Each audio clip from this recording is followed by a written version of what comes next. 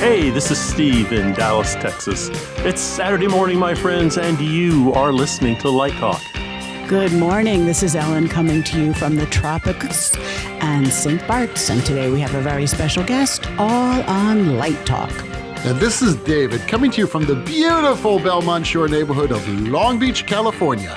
And if you don't already know, you are listening to Light Talk, and we are the Lumen Brothers. And SISTAH. Oh, you better believe it, Ellen. Welcome, everyone, to episode 286. And welcome back, Ellen. Isn't there a hurricane hanging around there? We did. We had Hurricane Fiona. We were very, very lucky. It skirted the island. We closed up as if Katrina and Irma were coming to call. But we were very lucky. We had a little rain and a little wind, nothing bad. Unfortunately, Fiona strengthened and really caused a lot of devastation in Puerto Rico and the Turks and Caicos. So, thinking about everyone there who's got massive cleanup and all kinds of problems to deal with. So, yeah, Fiona was much more major than we expected. Well, thank God that you guys are okay. We were lucky. We were very lucky. Worried about you. Yeah, so, we were lucky. Anyway, so I sent Ellen the script today, and she was surprised that we have new legal representation. Well, yes. I wondered what happened to Flare and Glare. And Fleck and Flock. I knew there was a problem with Snoot. Well, what happened was Fleck, Flock, Flare, and Glare basically fired us. Wow. They went to the Trump campaign. They're now defending Donald Trump, which is really interesting. And they got a special master. And here's the thing. They suggested that we hire Snoot because she has her own law firm now. So now we got the Snoot group. So we're very happy. And if you want any more information, listen to the last 3 shows. It was a whole mishigash that was going on. Now, if you need a personal lawyer, though, a personal lawyer, all you got to do is call the Snoot group and tell them that the Lumen Brothers recommended you. That's right. And, Snoot will take care of you. Plus, we get 5% of the fee. Yeah, and you get a free shot glass. So everyone who got... That's basically the deal. So anyway, we have a special guest on today's show. And Ellen, could you please tell us a little bit about Amy Deluxe? Amy Deluxe, a multidisciplinary designer and dynamic consultant with a background in theatrical and Archi-tainment lighting and controls for immersive experiences and the built environment. Her technical knowledge spans design development to programming, wiring, and installation, with nearly 20 years of experience integrating advanced lighting and controls. She also develops training modules, leads and moderates speaking engagements, including at LDI, and writes articles to demystify dynamic lighting and help architects, engineers, field technicians, programmers, and sales teams understand complex subjects in a modality that is aligned with their standard syntax and methods. Welcome, Amy. Welcome to Light Talk. Hi, thanks for having me. It's so great to be here. And where are you coming from today, Amy? Today, I'm coming from Evergreen, Colorado. I love Evergreen, Colorado. I almost bought a house there this summer, but my allergies to elk kept me from doing that. But you're there, and you told us a little bit about what your plans are. What are you doing there right now? So I've just recently decided to go back to being fully remote. Obviously, a lot of people in the touring industry or the entertainment industry live wherever and go everywhere. But I've been working, more 9-to-5s the past few years and being stationary. And I just decided it was time to kind of have my travel bug back. And I'm kind of planning on spending, 4 to 6 weeks in a different city and then moving on to the next city. And I'm kind of building a van to facilitate that at the moment. That is so cool. So you're going to be vanning, right? Yep, I'm going to be all up in the van life. Van life is usually how it's referred to, but I'm taking the van life. And what kind of van do you have? So I actually bought a 2000 Dodge Van 3500, which is an extended cargo van. And it is super incognito because it looks like a painter's van or a construction van on the outside. But on the inside, it's going to be all decked out and cozy. Little bedroom, little kitchen kind of thing. And I got really lucky because it's a 2000. but it was a Berkeley fleet vehicle, and I think there was some kind of accident where the side door was damaged, and they couldn't find the replacement, and so nobody wanted it. And so even though it's a 2000, it only had 63,000 miles on it. So mechanically, it's in great shape. Okay, I used to own a van when I was in grad school, and I have one bit of advice for your vanning. Do not put a waterbed in it. That's all I have to say, okay? Okay. Because turning a corner with a waterbed in your van could be very, very dangerous. That sounds It ruins wild. the shag carpeting. Yeah. I don't know if they still make waterbeds, do they? I don't even think they still make shag carpeting. They definitely don't make shag carpeting. But, you know, I mean, I think this is so cool. I really do, because I'm fascinated by, you know, this is a new thing. A lot of people are traveling the country by van now. And I think it's so awesome. Are you going to bring any pets? Do you have like any elk or cats or anything like that? Well, I tried to get one of the elk from the meadow, but he was a little big, so I'm just going to stick with my dog. Elk meadow. Yeah. Oh, what type of dog do you have? She's a mutt. She's a rescue, but she's predominantly black lab and Kelpie. If you know what a Kelpie is, I had to do a lot of research to figure that one out, but she's incredible. Wonderful. So what's the official launch date for this van and your first port of call?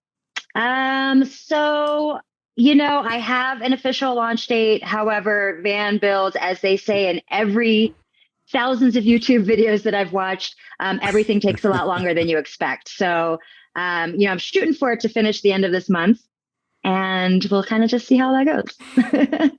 Wonderful. Is that true of the lighting projects you work on? It all takes a little bit longer than the client budgeted for. Yeah, it costs a little more than you budgeted, right? Right. Yes. And so does this van come with a restroom and everything? No, I wasn't really interested in that part of it. I'm a minimalist and I really love open spaces. And so I'm kind of designing it to be as open and airy as possible. And so I decided to forego the bathroom and just kind of, you know, I mean, I've been camping for years, so I don't know what you're laughing at, but I'm well, I'm laughing at because I'm a Jew and Jews don't camp, right? So, you know, it's just one of those. I mean, Ellen, do you camp? You don't no, camp. but Exactly. I'm like, I get up at 3:00 in the morning. So, you know, where do you go? Well, you're going to have the airing out of the van, obviously, you know, but it's a wonderful thing. I just think it's great. I just can't deal with it. It's too rough on me. I'm a very delicate creature. We'll see how it goes. It's a big experiment. It might change my mind in a couple of months, but you will see. Well, we want a party at LDI. We're going to have a van party. Yeah. You know, let's bring the van are you bringing the van to LDI? I might You're going to bring it, right? Yeah. Party in Amy's van on Saturday night after Light Talk. Tailgating. Okay? That's Great right. idea. You're going to tailgate the van. Exactly. Great and idea. if you can't find it, it's the van in the parking lot with the damaged door. What color is it? It's white. You're not so incognito anymore. Every Light Talk visitor now knows where to find you. Amy. Yes, the Dodge van, the white Dodge van. Hello, Amy. Hi. You ready I hear for the you got tour? some shag carpeting in there. Oh, are there windows too, or is it just like a flat van with just metal? Yeah, no windows on the side. There's windows of the driver and the passenger side, and That's good. yeah, right. And there's a window in the front, so I can kind of see where I'm driving. That's fun. That's good too. Yeah. But yeah, no side windows. I cut a hole in the roof to put a fan up there and some solar power, and cool. that's about it. Yeah. Yeah. Great. Solar this power. is exciting. Wow. This is exciting. I love it. Okay. Well, you know, the mini house movement is really sort of taking off. And the other day I was looking at a 2-bedroom, living room, outdoor porch, 2-bathroom, a storage room house that's 600 square feet. It's very compact. There's no hallways. There's no wasted space. There's nothing. He's laughing. His bedroom alone is 600 square feet.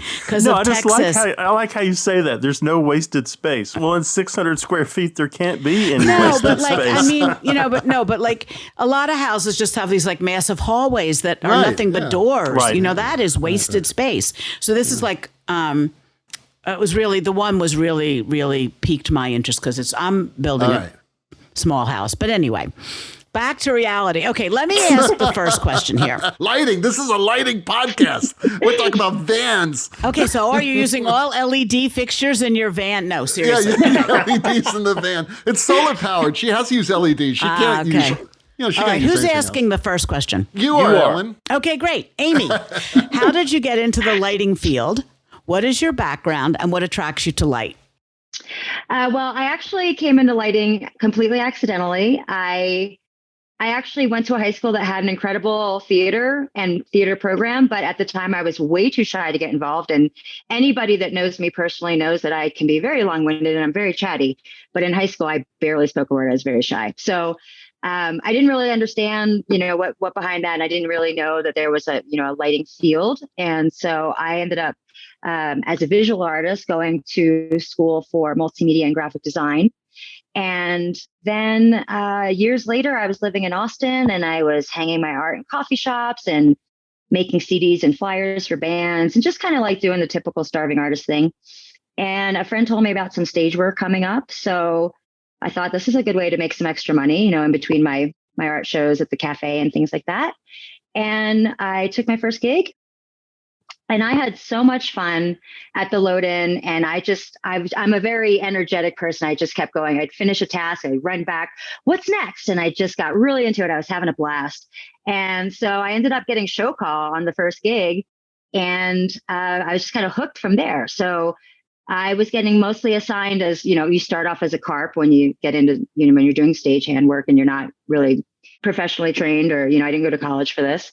And so they found out I was a visual artist. They put me on props and set painting, and that was really fun for a couple months. But I just was mesmerized by the lighting, and I just kept looking over and saying, what's going on there? And so I finally asked to be on the light crew, and it just clicked for me. It was just perfect. And I'm the kind of person where I don't know if this is really true or what science thinks about it these days, but if you're left-brained or you're right-brained, it means that you're structured or you're creative. And I fall squarely right in the middle of that line. So if I go too far down the creative path, then I crave structure. And if I go too far down the structured path, then I crave creative. So lighting for me, I think what really clicked was that it's really both. So you can paint with light and you can make all these creative scenes with light, but you're also calculating loads and, there's a little bit of programming and math involved. So for me, it was just this perfect balance. And I just from there went all the way down the rabbit hole and took a bunch of certifications and things to kind of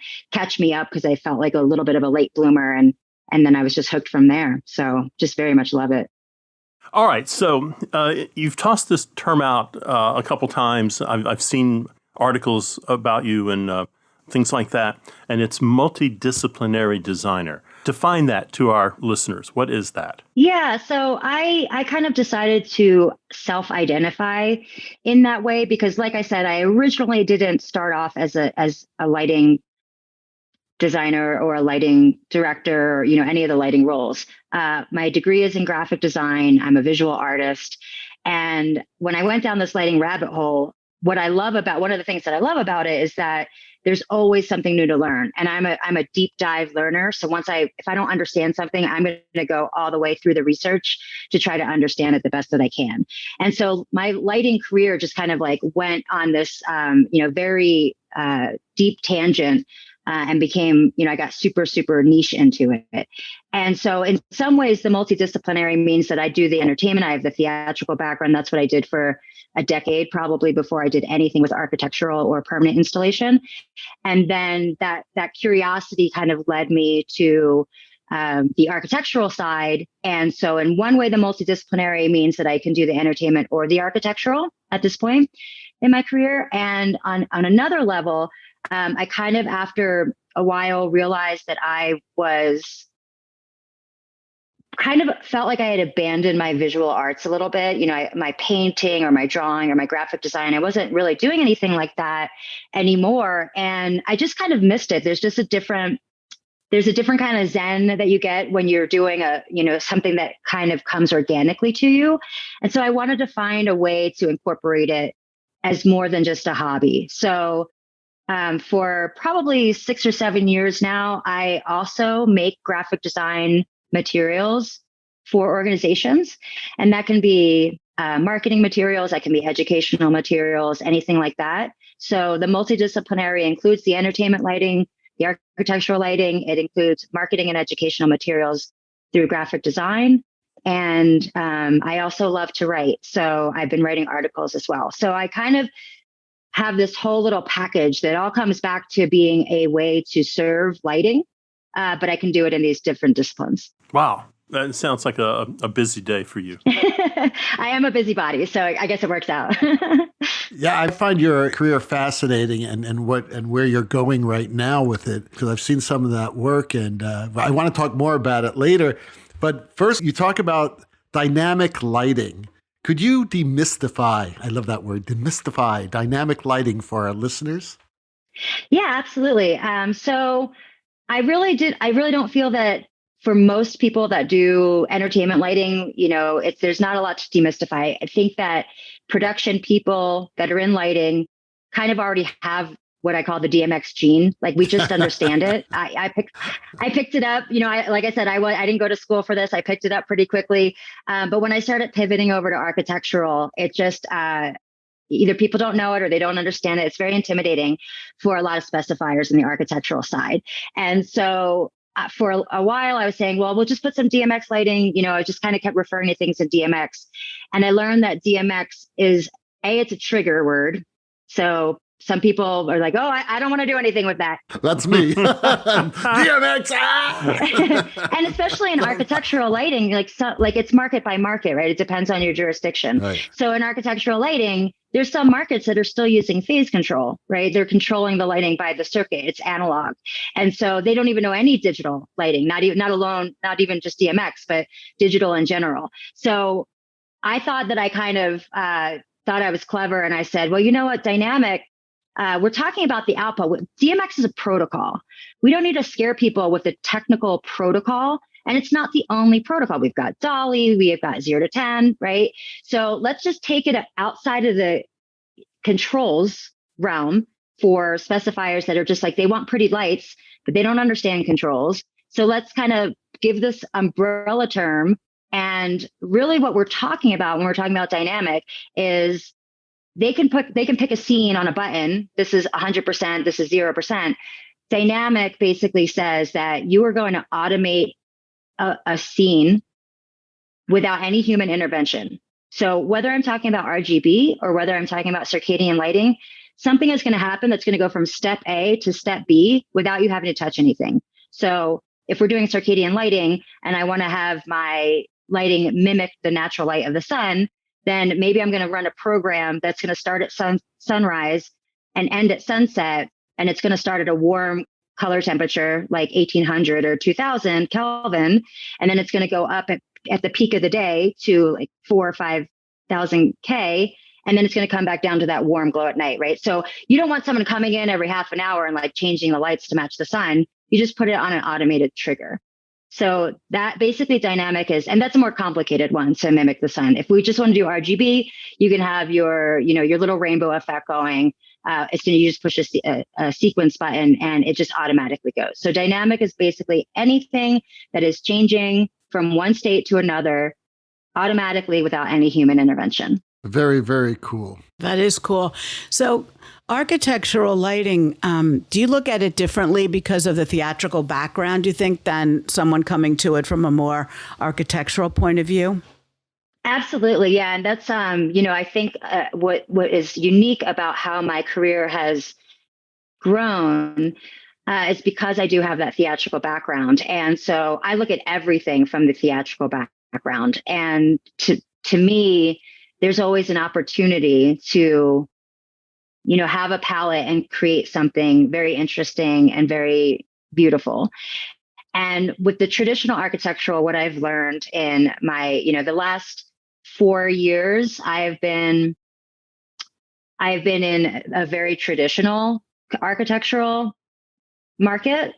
And for the past, I'd say 6 or 7 years, I've been in architectural, but more on the archi-tainment side. So the word archi-tainment is a great example because you've got your architectural lighting and you've got your entertainment lighting, and the word, just like those, it's where those meet, it's where they merge.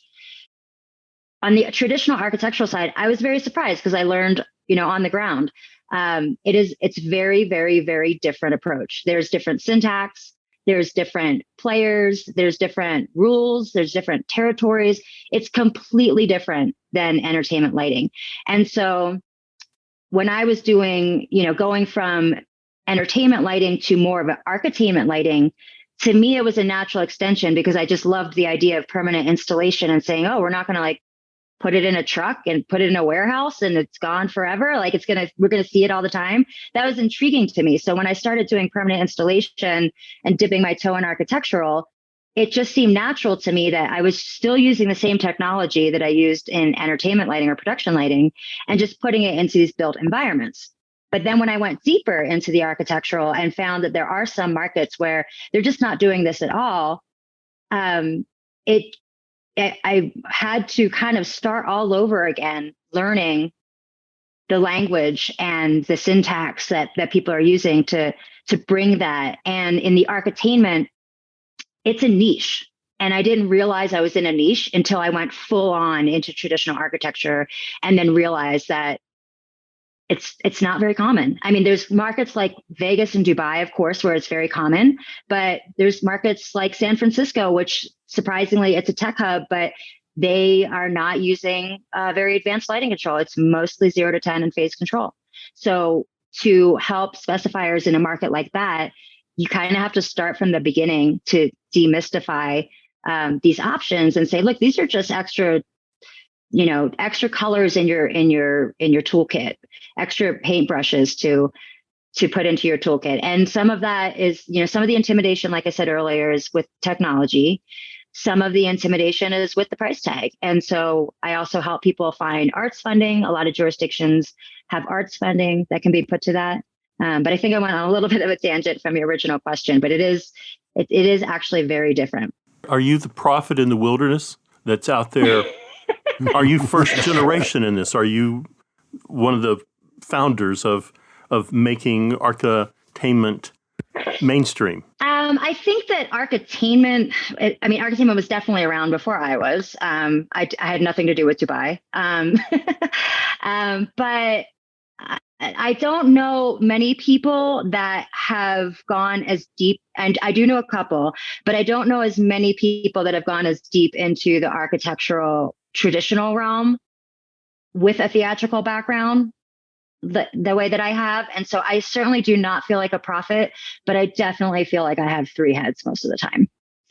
Okay. People just kind of look at you like, sometimes it's hard for people to grasp the vision. And so I've been very lucky that I've had some incredible projects that we've gotten the vision to pass. But it's just when people don't have a working example of some of these things in their own area, like walking down the street and they see it on their way to work, sometimes it's very hard for people to envision that don't have that background. Cool. What are your favorite new technologies? It's really hard to pick favorites. I love some of the things that I love are even over my head a little bit, but I love integrations and I love APIs. And again, being in this world where I'm kind of bridging worlds, anywhere where we can seamlessly integrate is really kind of my go-to, what I'm really looking at right now. And so when we can do this, simplify these scaled systems, we can use that opportunity to flex the creative muscle and focus a little bit less on the techno aspects. And so for these projects, I really love seeing where Pharos has gone. I think they have done a great job with engineering their products. Pharos is incredibly innovative with their product, and they are one of the first companies to kind of bridge that gap. Pharos is a great example of a company that did it before I did, right? So they are often bridging that gap. And so they have different pieces of hardware that will allow you to integrate so that your entertainment system and your architectural system can speak to each other. And I guess I should clarify that part of the reason why these, I say the architectural world is so different and that they don't really understand some of the what would be labeled as entertainment control protocols or control systems is because in the architectural world, there is a completely different set of controls. And what the controls that are required for architectural, what they need to do is they need to meet building code. They need to meet fire code. They need to meet energy code, right? So the rules for architecture are different. So we're looking at occupancy sensors and photocells and time clock and things like that to make a building be able to meet code. So if it's an office building, it's going to have a different code than a single family home. And that's going to have a different code than a multifamily high rise. So there's all these different things that are required. And that's what architectural controls focuses on. So they're not really making things like fun and fancy. Their circuitry, their lighting control is going to be based on zones, right? So Pharos, as an example of a company that bridges the gap sometimes, because sometimes they're going to do an entire building and they may need to take a trigger from the building management system, or you may have to take a trigger from an occupancy sensor or some kind of photo cell that says, when this amount of daylight comes in the room, all of the lights need to dim, so we're not wasting energy. There's just kind of things like that. So I like what Pharos has done and what they've been doing. And recently, last year, Pathway Connectivity released a product that is basically a gateway that speaks to one of these architectural controllers. So the architectural controller Nlight is going to do your building management system, your occupancy, your photo cells, all of those things. And Pathway made a gateway that now, Pathway obviously speaks native DMX. They were one of the innovators behind networked DMX. So Pathway has always had, global leader, excellent engineering. They just put out flawless products. They made this gateway that speaks to the Nlight architectural system. So now you can have your Nlight system doing all of the things that your building management needs to do. And then you can have your DMX system, and the gateway allows you to use your traditional wall stations, wall sliders, occupancy sensors. They're all speaking the same. It basically gives Nlight native DMX now. So we can have on a single button press of a traditional architectural wall station, which is just a button. I can push this button and I can have all of the DMX lights do a scene, and all of the 0 to 10 and all of the phase lighting. Any other protocol, they can all happen seamlessly.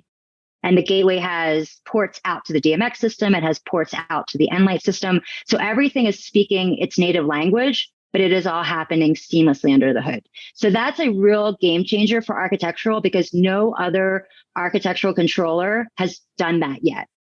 And they've all been talking about it for years, and some are better than others, and some are like trying to program an abacus. So this is a really big deal for the architectural. And, you couldn't ask for a better company than Pathway to do it. So I'm pretty pumped up on that product. That's called the NPW DMX Snapshot. And that's definitely one to look out for. That's very cool. Why do you think change comes so slowly? It's a great question. I love being on the edge of technology, on the cutting edge of technology. I get really, really excited about these things. And so I can get a little impatient when there's a resistance to change, but it is, it seems to be a very normal human response. People don't want to be uncomfortable. They want to know, they want to understand what they know. And it's the unknown. It's the fear of the unknown. And I mean, not to get too philosophical, but the fear of the unknown goes far past tech, right? It's just like our whole psychology. There's a lot of money online here too, and people like to play it safe. There's an old saying, it's like nobody ever got fired for speccing IBM. And look what happened to IBM computers. And I was going to ask you sort of a follow-up to that. What Steve said was, don't you find in a lot of architecture firms that there is that resistance to someone coming in as a lighting designer and saying, no, I want to bring art into it as you do, and having this incredible moving atmosphere that responds to people's needs instead of just having a can every 4 feet. I know there are some companies that are forward looking and a lot of companies you work for But how do you deal with that frustration when somebody says, Amy, I don't know, let's scale it down and just do a bunch of cans in the air, in the ceiling? Yeah. Well, I mean, one thing that I think myself and probably a lot of people would find surprising is that a lot of architectural projects don't even have a lighting designer. That's why they kind of use this general term called specifier. So the architect could, like you said, place these cans. They use the same cans on every project. They know how they work, and they don't even bother getting a lighting designer. And they just have the engineer draw up the connections. So that happens more often than not. And then, so I do a lot more systems design than lighting design these days. So sometimes I will just get drawings with these cans and, the emergency lights and just kind of cookie cutter stuff. And I just got to put together a system that works. And I just move through those very quickly. Not every project needs to be specialized. And it's just kind of part of the deal. But I'm an advocate. So I really believe that being educated is the first step to getting excited about anything. So I'm always going to first try to teach people like what their options are.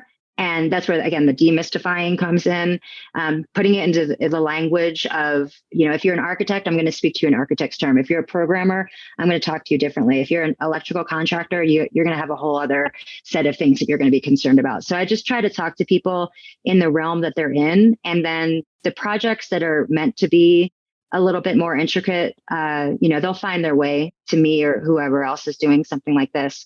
And back to your comment on no one ever got fired for speccing IBM. I think that's another interesting way to put it, because it's really these disruptors that advance us. And so somebody somewhere eventually says like, I don't care, I'm going to do it anyway. That's how we got Google. Steve Jobs. Yeah, Steve Jobs. They just do it anyway. And so I think that somebody does it, and then everybody eventually catches up to it. And that's just kind of how we progress. So what's something that you've done that still makes you smile? You look back on that and you go, yep, that was a project and I knocked it out of the ballpark. There's a lot. I'm really proud of so many things that I've had the pleasure and the luck to do. I'm in Denver area now. I'm in Evergreen, but I'm in Denver. And so I recently went over to Meow Wolf Denver, and, Meow Wolf was a wild and crazy ride, and it's beautiful. And there were things that we did on that project that were really, really complicated and no one's ever done before. And it was also like the biggest collaboration. There's a lot of cooks in the kitchen on that one. And so I did the Vegas and Denver global lighting and systems design. But I also was the first lighting designer that they hired. And so it was my job to teach their tech team, to teach their artists how to scale, what DMX was. There was a lot of Raspberry Pi and Arduino and really, really cool DIY lighting controls, but things that aren't going to scale to a 100,000 square foot building. And so we had to kind of come up with a system where we can take care of general illumination requirements, emergency lighting requirements, exhibit mode, and something that artists could tap into if they were a tech artist and they wanted to have their Raspberry Pi or their Arduino or, whatever other controls that they were using. So that was really complicated and really challenging. But it just is so beautiful and unusual. And the Denver building specifically is designed between 3 highways that intersect. So it's this triangular space that's very unusually shaped and kind of slender and small and difficult to build in. And there was recently an award for the architecture of that building, because no one's really quite done anything like that. And that's just the physical building was part of the design from the ground up. So I had nothing to do with that part, but it's a really incredible project. No, I love that. And you kind of toss it just to the side. No, it's 100,000 square feet. That's hard for most of us who don't do what you do, to wrap that immense space, wrap our brain around that. That is huge. Yeah. And I don't know if anyone really understood at the time, because the original Meow Wolf is in Santa Fe, and it was an abandoned bowling alley that was retrofitted into this House of Eternal Return narrative of a multiverse where you've got all these different portals that you go through. And that was, I think, just a little under 20,000 square feet. And we were designing Vegas and Denver simultaneously. It just kind of happened that way. I think there was a lot of interest in the project. There were a lot of donors, and so we just ended up with two opportunities at the same time. So we had the 100,000 square feet of Denver, and we also had 50,000 square feet of Vegas. So we were designing 150,000 square feet. Denver's 5 stories, Vegas is 2 stories. And yeah, I mean, that's startup life. You're just grinding away, filling in every crack and corner and trying to get it right. We had incredible teams, our architects and engineers and contractors. And I mean, it just was a huge team effort. So there you go. Field trip at LDI. We're all going to get in Amy's van and go see this. Yes. We are actually taking people on a tour of Area 15 and Meow Wolf on Friday morning from 8 to 12 or 9 to 12. So be there. Oh, I wish I was there on Friday. Hey, speaking of LDI, what will you be discussing there? So I am going to be discussing a little bit how to understand the built environment. I have to say that I pivoted over to architectural. Like I said, I was just following my curiosity. This was not an intentional career move on my behalf. I just kept following the curiosity and going further down the rabbit hole. And in 2020, when everybody went into quarantine and the entertainment industry shut down, and I'm just watching all of my peers and loved ones, in staging, lose their livelihoods, it broke me. I was fine. I was able to work remote. I was in a 9-to-5. I was designing systems from my house, and I was completely safe and taken care of and well compensated.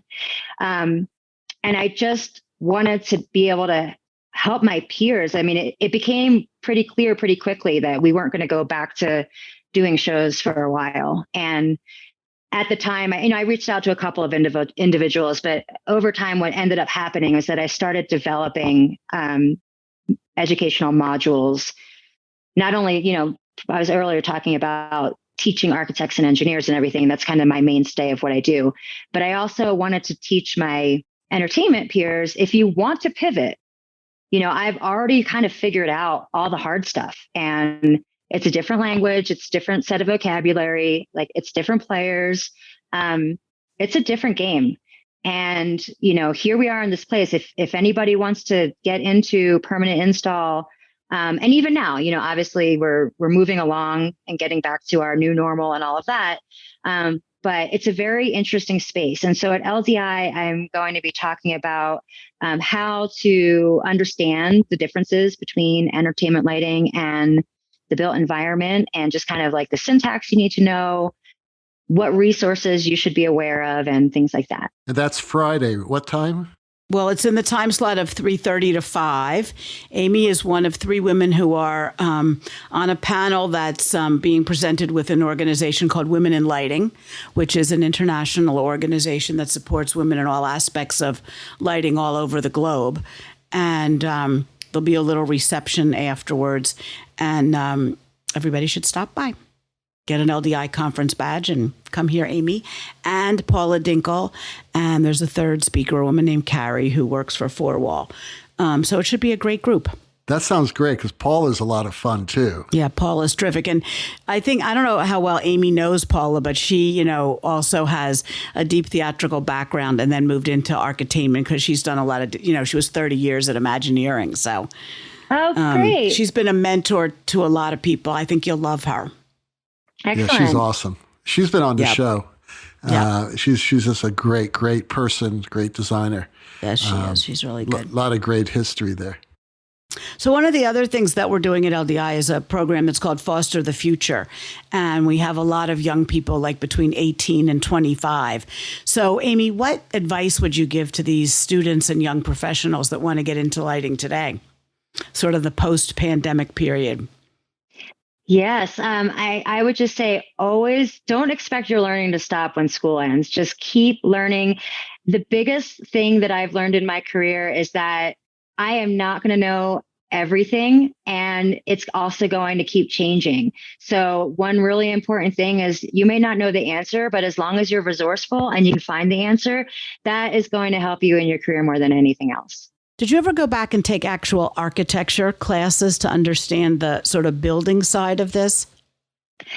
No, it's all been boots on the ground for me. My relationships with architects and engineers, I just try to glean as much from them as I can and understand their perspective. I'd love to learn more about actual architectural rules and regulations as far as that goes. But I'm just learning in the field, learning more every day. And I did for a time consider going back to school.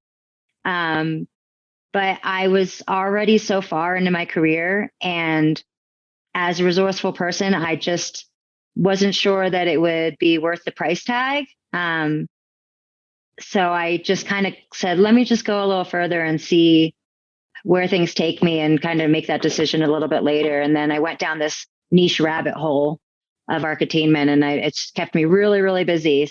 Well, listen, we're going to set up a special place for your van at LDI. We're going to have a little trunnions around it, right? And there'll be a reserved spot.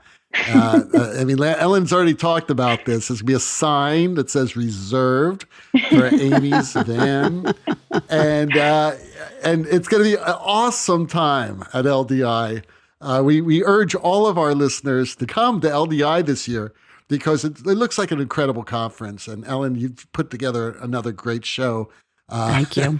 And you have us there. So, hey, how could we go wrong? What could be bad? Come on. So, what could be bad? Like a good Jewish mother. What's not to like? Right. Anyway. Okay, great. Well, the rocking sounds of the Luminoids tells us that once again you spent another morning listening to Light Talk. You can hear our show on just about every podcast site out there. Check out our website on lighttalk.org and be sure to follow us on Facebook and subscribe to our podcast.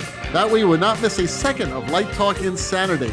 And if you want to join us live on the show, then send an email to stank@icloud.com. He would love to hear from you.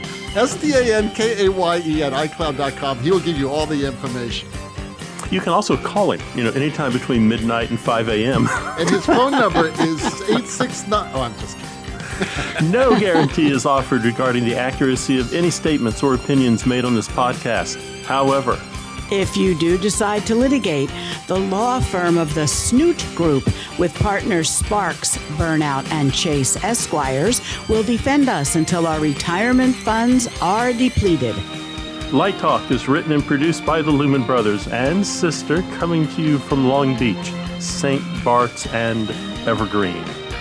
And the Lone Star State. Don't forget where you're at. Oh, forgot about me. Oh, but I have another question. Are you a native Texan, Amy? No. You said you were in Austin. I'm actually Oh, well, never mind then. No, never mind. We're not doing the show. So thank you, Amy, for spending an hour with us. Ellen, can we get someone else in here from Texas, please? That's right. She threw out that she was in Austin. That was a teaser. Why she was in Austin. It was my adult home. It was my second home. Oh, okay, that's good enough. You got here as fast as you could. Yeah, I was there Light for Talk about 15 is written and years. produced by the Lumen Brothers, coming to you from Long Beach, St. Bart's, Evergreen, and the Lone Star State. Be sure to join us next week when we talk about more lighting shenanigans and serve you more of our casserole of nonsense. Light Talk, broadcasting questionable lumen knowledge and humor around the world. So we'll see you all next Saturday morning. Thanks again, Amy, and bye-bye from Light Talk. Thanks, Amy. Thank you. Thank you.